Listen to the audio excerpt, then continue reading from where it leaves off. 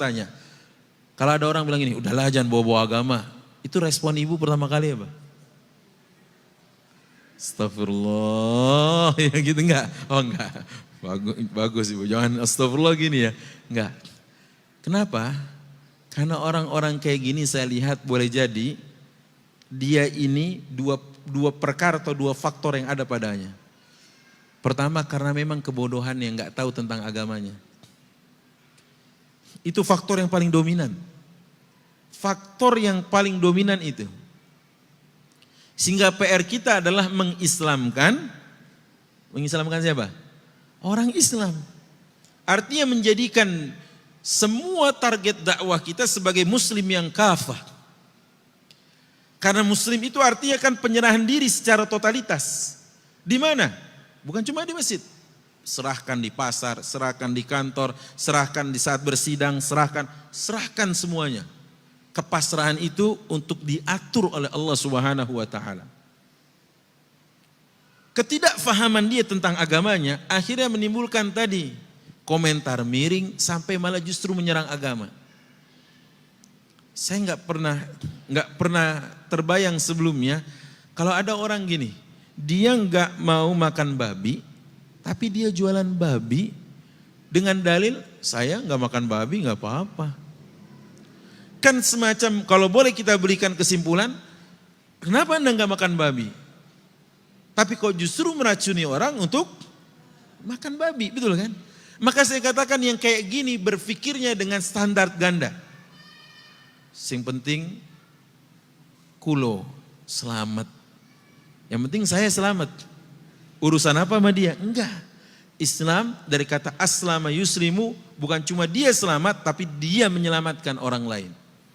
Makanya kalau ada orang kayak gitu, kemudian dia bilang gini, udahlah jeng urus aja urusanmu sendiri ya. Jangan saya dibawa-bawa dan saya diperhatikan. Nah itu bu, yang ibu harus tahu pertama kali dakwah itu adalah sebuah pekerjaan ngurusin orang lain yang orang lain belum tentu mau diurusin. Betul enggak? Sampai kata Rasulullah, sebuah perkataan yang paling Allah enggak sukai adalah urus saja dirimu. Kalau diberitahu, terus dibalasnya dengan ucapan, udah urus saja dirimu. Itu perkataan kata Rasulullah dalam riwayat yang sahih, itu ucapan yang paling Allah murka. Dalam kata lain berarti dia sedang sombong. Sombong itu kan berarti gini bu. Aduh ini nggak ada gelas kosong sih ya. Nggak apa-apa, ini gelas ini aja. Kenapa gelas ini ada air ibu? Betul diisi. Tapi kenapa air itu bisa terisi? Bisa? Ada gelas kosong di sana? Ah itu boleh. Ada isinya. Saya nggak minta kok. Nggak. Ini kalau saya tumpahin, kalau saya balikin tumpah nggak? Tumpah? Oh enggak. Enggak ya? Ada berapa ini? Enggak, ya Allah, enggak, tenang aja. Kenapa ini bisa terisi? Ya seperti layaknya gelas ini, karena diisi kan.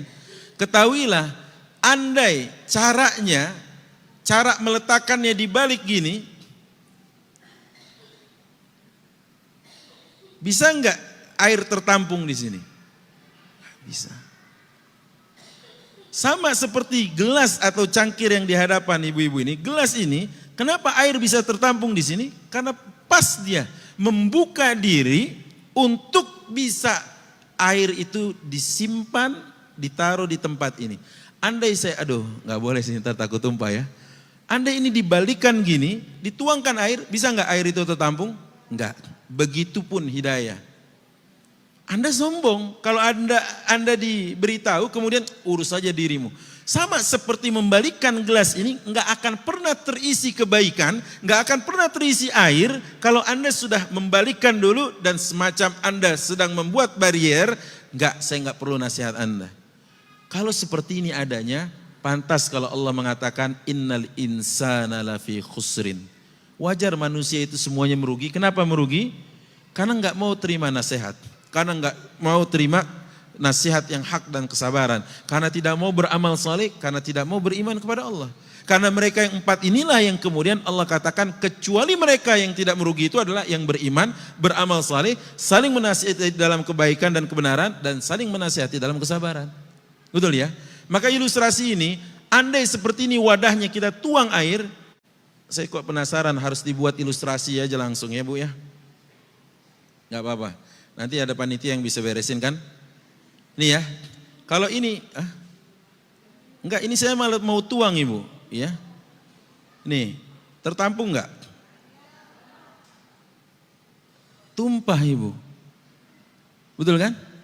Karena kata orang Arab bil misal yatadihul maqal, dengan sebuah contoh perkataan konsep menjadi lebih jelas. Enggak masuk, enggak ada Bu sama sekali. Kalau kita seperti itu diberitahu tentang muslim itu jadi muslim yang full time, kafah, urus saja dirimu. Nah kayak gitu layaknya air tadi nggak ada yang tertampung.